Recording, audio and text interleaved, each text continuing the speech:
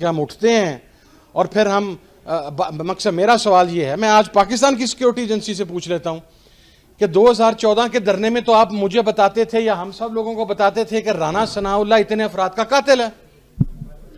آپ ہمیں یہ ایویڈنسز دیتے تھے کہ یہ شہباز شریف کے آرڈرز کے اوپر یہ قتل عام ہوا ماڈل ٹاؤن کے اندر.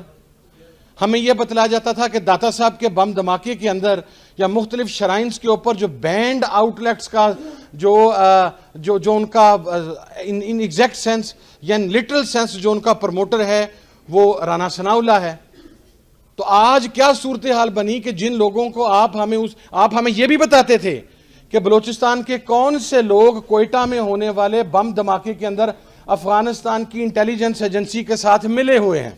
آپ ہمیں ڈاکومنٹس دیتے تھے، آپ ہمارے سامنے ڈاکومنٹری ایویڈنسز رکھتے تھے کہ یہ میاں نواز شریف صاحب کا وہ فارم ہے، میرے پاس ابھی بھی موجود ہے ریئل شیپ میں.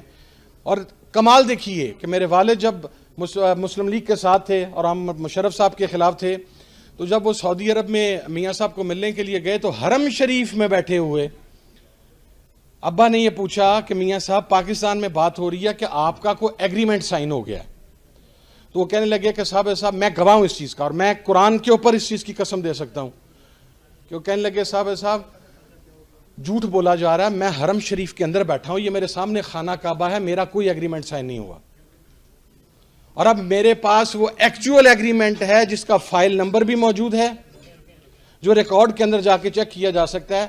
تو پھر میرا پاکستان کے ذمہ داران سے یا ہم سب کا یہ سوال نہیں بنتا کہ جن لشکروں کے خلاف، جن کالعدم جماعتوں کے خلاف، جن طالبان نواز لوگوں کے خلاف، جن ریاست دشمن عناصر کے خلاف آپ ہمیں بتاتے رہے کہ یہ پاکستان کے غدار ہیں، یہ پاکستان آ گیا تو یہ جناب مودی کا جو ایجنڈا ہے وہ پاکستان کے اندر لے کے آئیں گے.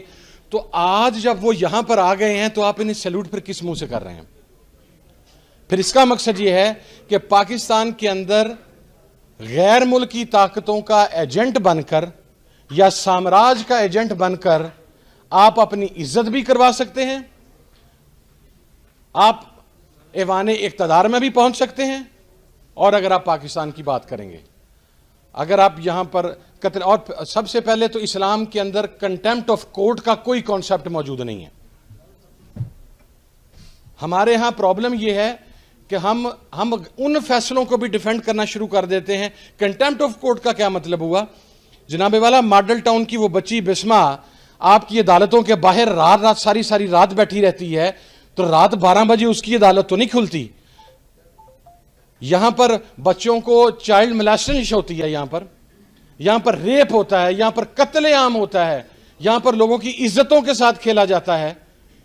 لیکن ہماری عدالتوں میں تو وہ کیس 20 25 سال. یہاں پر تو ایک قاتل MNA وہ دبئی سے پاکستان آتا ہے، وہ ڈال کے جاتا ہے. یہاں پر تو وہ آدمی جو کہتا تھا کہ میں پاکستان فوج کے جرنیلوں کو پاکستان کے بارڈر پر لگی ہوئی باڑ کے ساتھ لپیٹ کر تو میں انہیں کھینچوں گا، اسے آپ سپیکر کے پروڈکشن آرڈر کے بغیر قومی اسمبلی میں لے آتے ہیں ووٹ ڈالنے کے لیے. اب اسی موشن ہمیں بتایا جاتا تھا، میں ذمہ داری سے کہہ رہا ہوں، ہمیں بتایا جاتا تھا کہ یہ موشن داوڑ اور وزیر جو علی وزیر ہے یہ پاکستان کے مخالف ہیں، یہ پاکستان کے دشمن ہیں. تو جب آج انہیں وزارتیں دی جا رہی ہیں تو پاکستان کی سیکیورٹی اداروں کا کام پاکستان کی سوورینٹی کو پروٹیکٹ کرنا ہے. اگر آپ پارٹ نہیں ہیں تو پھر آپ ایسے لوگوں کے پاس کیسے یہ چیزیں جانے دے سکتے ہیں جن کو کل تک آپ ہی ہمیں بتاتے رہے کہ یہ غدار ہیں، یہ پاکستان کے مخالف ہیں، اور یہ عدالتیں ہی ہمیں بتاتی رہیں. تو میں ود آل ڈیو ریسپیکٹ، فیصلوں کی عزت ہے اور فیصلوں کی مخالفت ہے.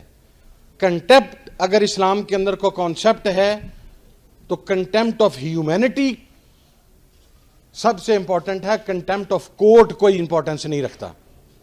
یہاں پر جب آپ کا نظام سامراج کے تحت چلے گا، جب شریعت کا کانسیپٹ ہی موجود نہیں ہوگا، میرا سوال ہے تو جب تک یہاں پر انصاف اور قانون یہاں پر نہیں آئے گا، اس وقت تک آپ کا حکمران فلسطین اور کشمیر کے لیے آواز بلند نہیں کرے گا. کسی میرے بھائی کو ناگوار گزرے تو میں اس کے اوپر معذرت خواہ ہوں. جب مسلم حکمرانوں کی جائیدادیں، ان کے بچے، ان کے انٹرسٹ وہ آج کی دنیا کے سب سے بڑے شیطان ملک امریکہ کے اندر ہوں گے تو پھر آپ ان سے یہ ایکسپیکٹ نہیں کر سکتے کہ وہ فلسطین کے ایشو کے اوپر بات کریں. یہ بڑی ایک ریٹن ریالٹی ہے، اور بلکہ میں کہتا ہوں یہ اتنی تلخ ہے. کتنے امریکنز جو ایکس پریزیڈنٹس ہیں، ان کے کانگریس مین ہیں، ان کی جائیدادیں برٹن میں ہیں یا یورپ میں ہیں؟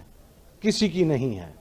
ہر امریکن جو سٹیک ہولڈر ہے، جو اس مین عہدے کے اوپر آتا ہے، وہ مرنے تک امریکہ کے اندر ہی رہتا ہے. آپ کے ہر حکمران کی جائیداد بھی اپنے رسپیکٹو کنٹری سے باہر ہے، اس کی اولاد بھی رسپیکٹو کنٹری سے باہر ہے، اس کا انٹرسٹ بھی رسپیکٹو کنٹری سے باہر ہے.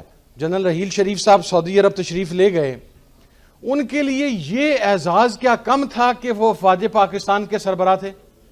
اور ایک کانسیپٹ ہوتا ہے کہ ریاست کے یہ جو ذمہ داران ہوتے ہیں، یہ اپنی کیپیسٹی کے اندر بھی ایک رسک ہوتے ہیں، کیونکہ ان کے پاس اسٹیٹ کے راز ہوتے ہیں.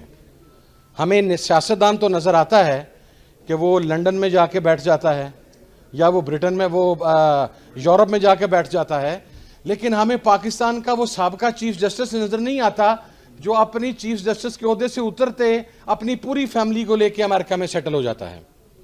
ہمیں پاکستان کا وہ جرنل نظر نہیں آتا جس کی زندگی میں ہی اس کی پوری فیملی وہاں پر سیٹل ہو چکی ہوتی ہے.